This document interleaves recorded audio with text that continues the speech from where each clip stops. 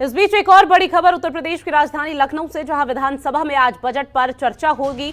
सुबह 11 बजे से बजट पर चर्चा होगी। बजट पर विपक्ष आज सरकार से कई बड़े सवाल दाग सकता है, क्योंकि बजट जो पेश हुआ था उत्तर प्रदेश का, उसको लेकर विपक्ष कई बार हमलावर हो चुका है और इसमें झुनझुना करार किया है। और अब उसको लेकर सदन में सवाल सरकार से किए जाएंगे, जहां सीएम योगी आदित्यनाथ बजट चर्चा में शामिल हो सकते हैं। इस तरह के कयास लगाए जा रहे हैं, क्योंकि उससे पहले गोरखपुर के साथ साथ कई बड़े दौरे भी सीएम योगी आदित्यनाथ के हैं। साथ ही नेता प्रतिपक्ष भी सदन में मौजूद रहेंगे। तो विधानसभा बजट सत्र का आज 7वां दिन है और इसमें विधानसभा में बजट सत्र को लेकर चर्चा की जाएगी। सुबह 11 बजे से बजट पर चर्चा शुरू हो जाएगी। सीएम योगी आदित्यनाथ भी आज सदन में शामिल हो सकते हैं, इस तरह के कयास लगाए जा रहे हैं। और ऐसे में जिस तरह से बजट पेश किया गया था, उसको लेकर विपक्ष लगातार सरकार को आड़े हाथ ले रहा था। और ऐसे में समाजवादी पार्टी प्रमुख अखिलेश यादव का भी कई बार बयान सामने आ चुका था कि सिर्फ आम जनता को बजट के दौरान ठगा है, किसी भी तरह का कोई लाभ मिलता हुआ नजर नहीं आ रहा। अब उसी बजट को लेकर विपक्ष जो अपनी मौजूदगी सदन में दर्ज कराएगा, वो सरकार से कई सवाल दाग सकता है। और सरकार की तरफ से अब उन सवालों के किस तरह से जवाब आएंगे, वो देखना काफी महत्वपूर्ण होगा। और ऐसे में नेता प्रतिपक्ष भी सदन में मौजूद रह सकते हैं, इस तरह की संभावना जताई जा रही है। तो बड़ी खबर उत्तर प्रदेश की राजधानी लखनऊ से।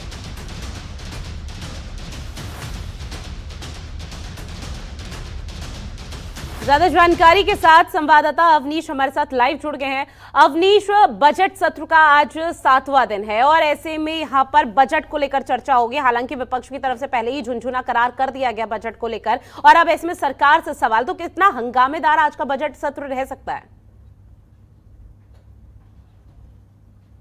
जी बिल्कुल, देखिए बजट सत्र का 7वां दिन है। चूँकि 31 तारीख तक ही ये सत्र चलना है, ऐसे में आज जो बजट आया है उस बजट पर चर्चा की जाएगी और 11 बजे का वक्त होगा जब सभी सदस्य सदन में मौजूद होंगे और वहाँ पे बजट की चर्चा पे शुरुआत हो जाएगी। तो इस क्रम में माना जा रहा है कि जितने भी बजट आया उस बजट पर जब चर्चा की जाएगी तो विपक्ष सरकार को घेरने का काम करेगा, क्योंकि अखिलेश यादव ने पिछले ही दिनों एक बड़ी रणनीति बनाई और उस रणनीति के साथ उन्होंने सभी विधायकों को अपने कार्यालय पर बुलाया। उस कार्यालय पर बैठकर उन्होंने बजट पर किस तरीके से सरकार को घेरना है और जनता के बीच कैसा संदेश देना है उसको लेकर उन्होंने चर्चा की थी। और आज कहीं न कहीं तस्वीर अलग दिखने वाली है। आज स्वाभाविक है कि अखिलेश यादव भी सदन में जब मौजूद होंगे तो वह बजट पर जब चर्चा होगी तो उस पर प्रहार करते हुए दिखाई देंगे, उनके सदस्य उस पर प्रहार करते हुए दिखाई देंगे। वहीं आंकड़ों के साथ जवाब देते हुए भारतीय जनता पार्टी के तमाम जो सदस्य हैं वो भी दिखाई देंगे। मंत्रियों को जिम्मेदारी दी गई है कि अगर उनका सवाल है तो उनका जवाब देने के लिए उनको खुद मौजूद रहना होगा। ऐसे में सभी मंत्री वहाँ पे मौजूद रहेंगे और उनकी मौजूदगी में जवाब भी दिया जाएगा। माना जा रहा है कि दोपहर बाद मुख्यमंत्री योगी आदित्यनाथ भी वहां पर आ सकते हैं। हालांकि उनका संबोधन अभी किसी आधिकारिक घोषणा नहीं हुई है और माना जा रहा है कि आज जब बजट पे दिन भर चर्चा होगी तो बजट पर चर्चा करने के दौरान पक्ष और विपक्ष में तकरार जरूर देखने को मिलेगा। एक अहम चीज और है कि आज बजट सत्र उधर चलेगा, वहीं दूसरी तरफ आज सेंट्रल हॉल में आरएलडी के अध्यक्ष जयंत चौधरी अपना नामांकन करेंगे। समाजवादी पार्टी के समर्थन से वह राज्यसभा भी जाने वाले हैं। तो ऐसे में आज अखिलेश यादव उनके साथ सेंट्रल हॉल पहुंचेंगे, जहां पे नामांकन प्रक्रिया में वह हिस्सा भी लेंगे। जी बिल्कुल, काफी महत्वपूर्ण आज का दिन है और ऐसे में लगातार देखे जा रहे हैं किस तरह से सरकार को घेरने की कोशिश यहाँ पर अवनीश की जा रही है। लेकिन इस बीच जो सरकार क्या पूरी तरह से तैयार है? जो विपक्ष अपनी तरफ से सवाल दागता हुआ नजर आएगा, उनके जवाब किस तरह से देने हैं? बिल्कुल, देखिए साफ है कि सरकार लगातार जवाब दे रही है। मुख्यमंत्री योगी आदित्यनाथ ने जब 2 घंटे और 4 मिनट का अपना भाषण दिया था तो उस भाषण में बजट की क्या तस्वीर थी, राज्यपाल का जो अभिभाषण था उसकी क्या तस्वीर थी, उसकी झलक उन्होंने पेश की।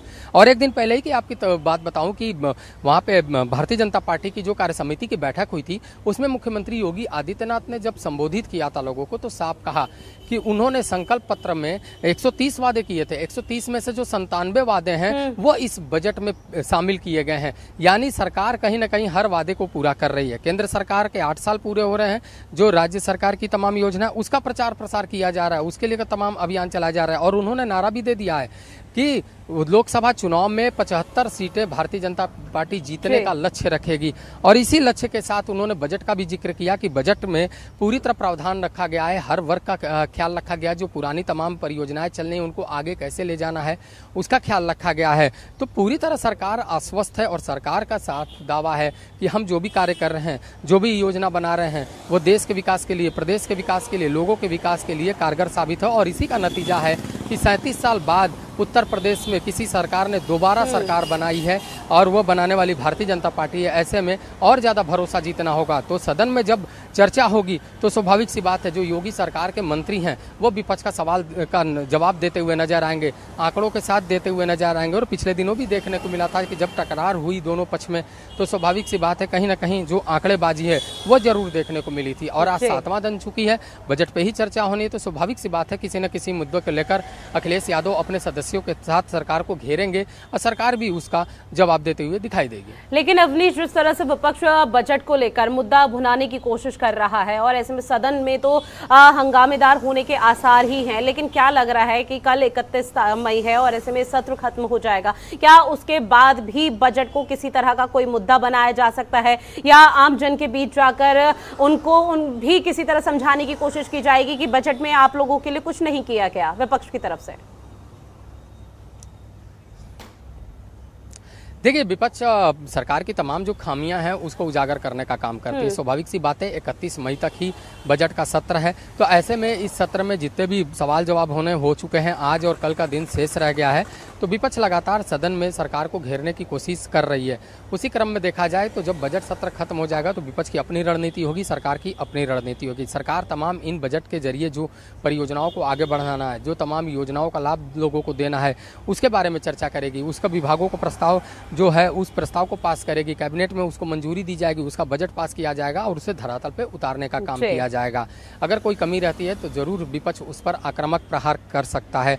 तो माना जा रहा है कि ये बजट जो है वो पूर्वकालिक बजट रहा। तो साफ है कि मुख्यमंत्री योगी आदित्यनाथ ने जिस दिन बजट आया था उसी दिन संकेत दे दिए थे कि दिसंबर माह में एक सप्लीमेंट्री बजट लेकर आएंगे। एक सप्लीमेंट्री बजट जब लाएंगे तो स्वाभाविक सी बात है कि जहां जहां वित्तीय संकट होगा उस वित्तीय संकट को दूर किया जाएगा और सरकार पूरी तरह संकल्पबद्ध है कि किसी भी तरीके से उत्तर प्रदेश की जो विकास है उसको करना है। उत्तर प्रदेश को जो अर्थव्यवस्था में नंबर 1 बनाने की मुहिम है उसको आगे लेकर चलना है। $1 ट्रिलियन का जो लक्ष्य है उसको लेकर आगे चलना है। अन्य राज्यों की तुलना में जो भी योजनाएं हैं उसको नंबर 1 बनाना है। केंद्र सरकार की तमाम जो योजनाओं को 100% उसको पूरा करना है। तो ये तमाम जो लक्ष्य हैं वो मुख्यमंत्री योगी आदित्यनाथ ने गिनाए हैं और साफ तौर पे उन्होंने संकेत भी दे दिया कि इस पूर्णकालिक बजट के बाद दिसंबर माह में वह एक सप्लीमेंट्री बजट भी लाना। खबरों के निष्पक्ष विश्लेषण के लिए सब्सक्राइब करें Janatantra TV and press the bell icon. Never miss any update.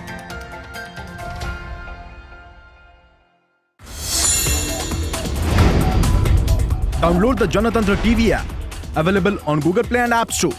Download it now.